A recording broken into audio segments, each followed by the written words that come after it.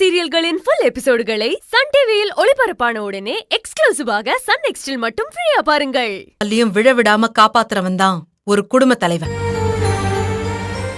இப்ப நான் உன்னை நம்பிதான் இந்த குடும்பத்தை விடுறேன். நீ என்னதான் பணம் சம்பாதிச்சு நல்லா இருந்தா கூட என்னைக்காவது ஒரு நாள் குடும்பத்தை யார்கிட்டயாவது அடமானம் வச்சிருக்கிறேன்னு என் காதுக்கு வந்துச்சு, அன்னைக்கு உன் தங்கச்சி செத்துட்டான்னு வச்சுக்கோ.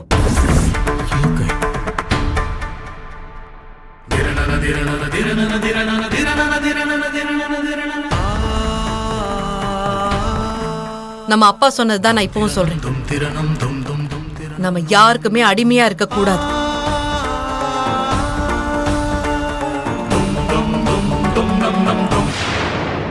அப்பா அம்மா ஸ்தானத்துல இருந்து கையிலோட கல்யாணத்தை நல்லபடியா நீங்க முன்ன நின்னு நீங்க 2 பேர் தான் நடத்தணும். கையிலுக்கு எப்ப தாலியை கட்டுறாரோ தன்னுடைய எங்க குடும்பம் உங்களுக்கு அடிமை பெரியமா.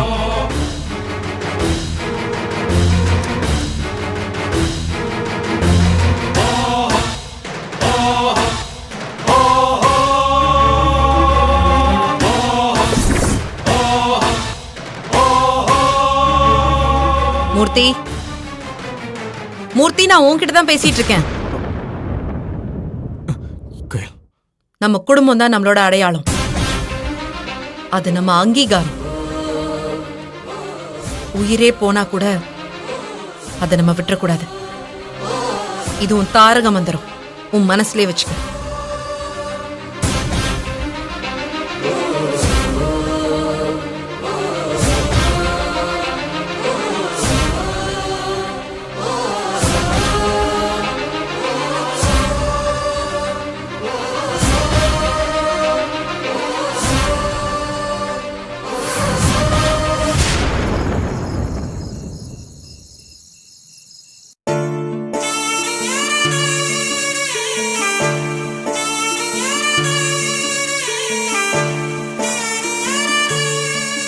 நம்ம அப்பா சொன்னதுதான் நான் இப்பவும் சொல்றேன்.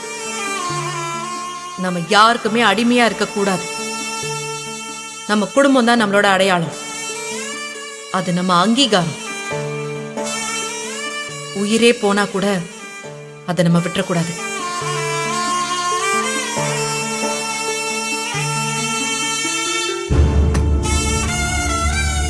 ஏங்க, ஏன் இருட்டுல உட்காந்துருக்கீங்க? லைட் கூட போடாம. இந்தாங்க.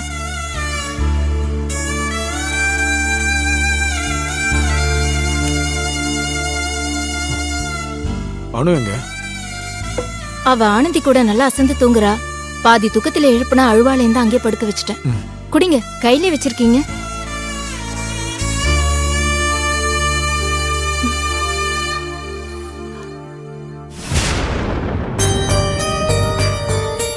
எங்க, என்னாச்சு? ஏன் முகம் ஒரு மாதிரியா இருக்கு?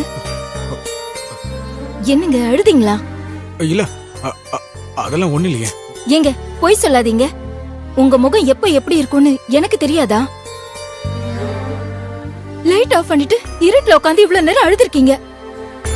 ஏங்க, நீங்க இப்படி வேதனைப்படுற அளவுக்கு அப்படி என்னங்க நடந்தது? ஏய், ஒண்ணு இல்லடி. ஏங்க, தயவு செஞ்சு எந்த விஷயமா இருந்தாலும் என்கிட்ட எதையும் மறைக்காதீங்க. எதுவா இருந்தாலும் கட்டினவ என்கிட்ட சொல்ல மாட்டீங்களா? அதான் ஒண்ணு இல்லன்னு சொல்றேன்ல, விட. ஏங்க, அப்படி எல்லாம் என்னால விட முடியாது. இப்ப சொல்ல போறீங்களா இல்லையா? என்னதான சொல்ல சொல்ற? ஏதோ பிரச்சனை இருக்கு, அதை என்கிட்ட இருந்து மறைக்கணும்னு நினைக்கிறீங்க. தனு, என் மனசுல நிம்மதி இல்ல, அவ்வளவுதான். அதான் ஏன் நிம்மதி இல்லன்னு கேக்குறேன். நடக்கிறதெல்லாம் பார்த்தா எப்படி நிம்மதியா இருக்க முடியும்?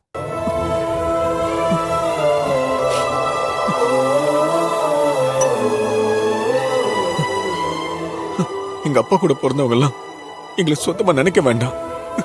அட்லீஸ்ட் ஒரு மனுஷனாவது மதிக்கலாம்ல. ஏழைய பிறந்தது அவ்வளவு பெரிய தப்பா?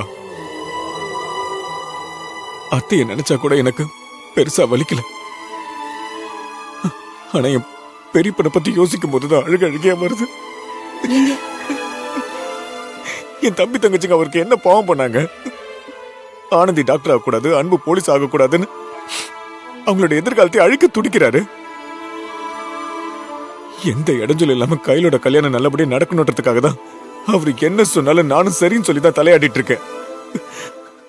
அவரு என் கைய வச்சு என் கண்ணை குத்துறாரு. அத தடுக்க முடியாம நான் அழுது புலம்பிக்கிட்டு இருக்கேன்.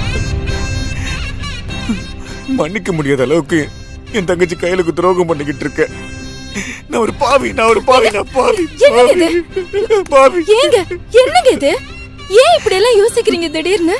தினம் ராஜலட்சுமி அத்தை வந்து கத்திட்டு போனதுக்கு அப்புறம் கையில என்ன சொன்னா நீ கேட்டல்ல? என்ன ஆனாலும் இந்த குடும்பத்தை யாருக்காகவும் எதுக்காகவும் யாரோட காலுக்கடியில அடமானம் வச்சிடாத. நீ இப்படி பண்ண மாட்டேன்ற நம்பிக்கை இருக்குன்னு சொன்னால தானோ. ஆனா அவன் நம்பிக்கையை நான் குழி தோண்டி புதைச்சிட்டேனே. நம்ம குடும்பத்தால ஒசரணும்னு என் தங்கச்சி அவன் வாழ்க்கையை தியாகம் பண்ண துணிஞ்சா. ஆனா நான் அவன் பேரு சொல்லி நம்ம குடும்பத்தை பெரியப்பா பெரியமா கால அடமானம் வச்சுட்டு வந்திருக்கனே. என் தம்பி தங்கச்சிங்க காலம் முழுக்க கஷ்டம் மட்டுமே படணும்ன்றதுல அவர் அவ்வளவு தெளிவா இருக்காரு. அந்த மனுஷன் செய்யறது பாவம் தெரிஞ்சே நான் அதுக்கு உடந்தையா இருந்திருக்கேன். நாளை பின்ன கையிலுக்கு உண்மை தெரிஞ்சு ஏன் மூர்த்தி இப்படி பண்ணிட்டேன்னு கேட்டா நான் அவகிட்ட என்ன பதில் சொல்லுவேன்? இதெல்லாம் உன் கல்யாணம் நடக்கணுன்றதுக்காக தான் சொன்னேன்னு வையேன்.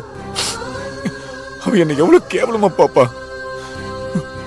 நினைச்சு பார்த்தா என் பெரியப்பா விட இந்த குடும்பத்துக்கு நான் தான் பெரிய நம்பிக்கை துரோகம் பண்ணிக்கிட்டு இருக்கேன்.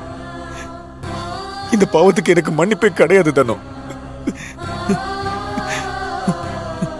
என் தங்கச்சி என் தம்பியும் கரை சேர்த்து இந்த குடும்பத்தை ஒரு நல்ல நிலைமைக்கு கொண்டு வந்துருவேன்னு கையில என்ன எவ்வளவோ நம்புறா. ஆனா அவளோட மொத்த நம்பிக்கை நான் கொண்டுட்டு தானோ. நடந்தத அவகிட்ட சொல்லாம பெரிய நம்பிக்கை துரோகம் பண்ணிக்கிட்டு இருக்கேன். அதை நினைச்சா என் நெஞ்சு ஒரு மாதிரி வெடிக்கிற மாதிரி இருக்கு. குற்ற உணர்ச்சியில கழுத்தை போட்டு அறுக்கிற மாதிரி இருக்கு. ஏங்க நீங்க என்ன வேணும்னா சொல்லாம இருந்தீங்க? உங்க சூழ்நிலை உண்மையை சொல்ல விடாம தடுத்தது. இல்ல தானோ.